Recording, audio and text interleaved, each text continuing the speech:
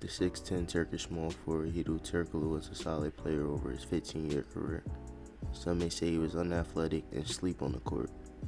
But what if I told you his game was ahead of his time, and his moves and how he played on offense was a resemblance of a taller Luka, doing it on and off the ball from all three levels, as well as initiating, making me believe he could be an all-NBA player in today's game.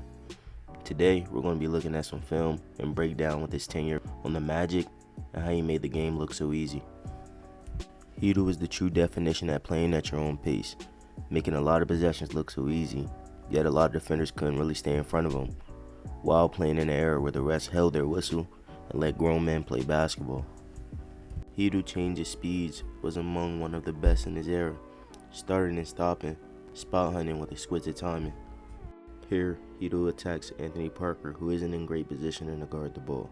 He instantly uses between the leg to the drive. Once Parker recovers on his hip, Hedo instantly reads it and brings the ball back out for a methodical hang dribble to get him out of position again and to get to his spot for a rise up. Or here, Hedo playing with his foot out on the perimeter, an easy step back to a three.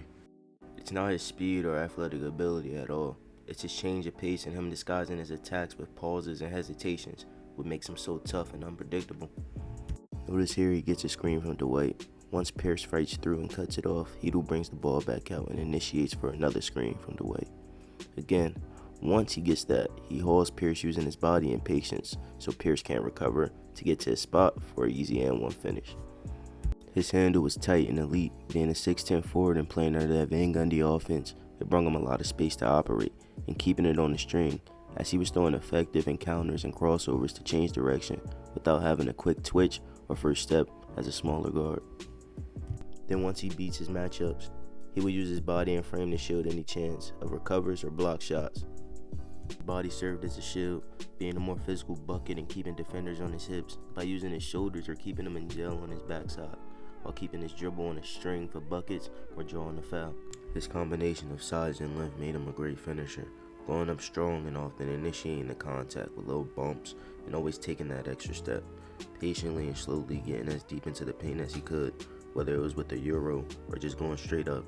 He paired his interior bag with a deadly midi, being one of those players that were just tough buckets, through great contest and being off balance. Or here, when Turk gets the ball in the mid-post corner on Pierce, he operates with the one dribble crossover, leaving Pierce to try to recover. Hedo instantly reads it with initiating a bump for a little bit more space to hit that 7-footer. Commonly, Hedo used downhill drives to spot hunt and use misdirections to get to his spots, not just going up when he sees daylight for a shot. When he gets off the screen, finding his spot and creating more space to get his shot off, making it tough on bigs not being able to recover.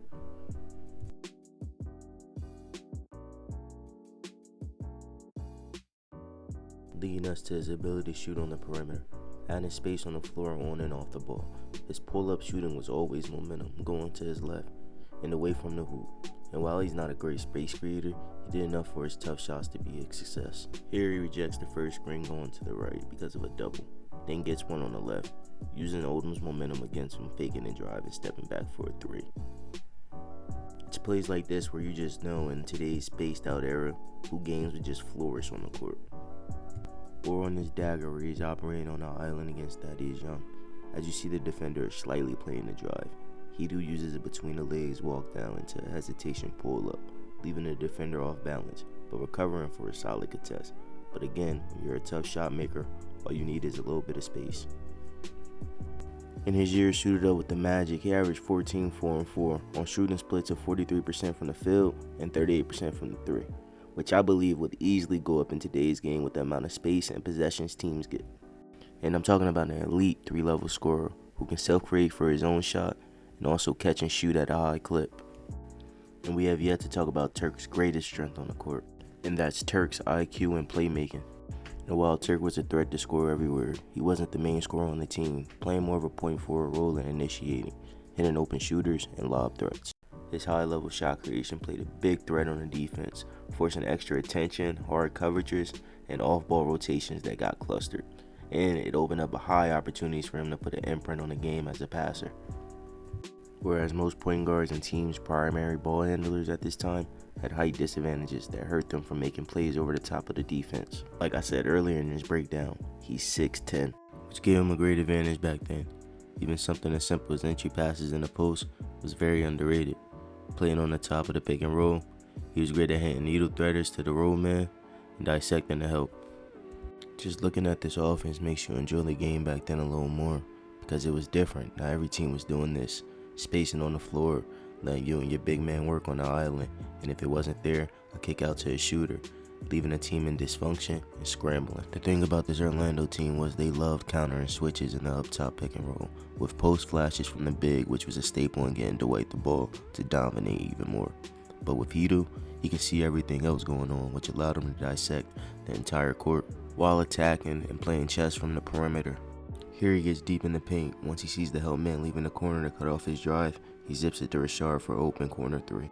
All in all, I believe Hedo's game was ahead of his time and criminally underrated as one of the best on-ball playmakers of his time. On top of his volume and three-level scoring, and with his versatility when he attacked, we'll be looking at a 6'10" Luka Doncic in 2024.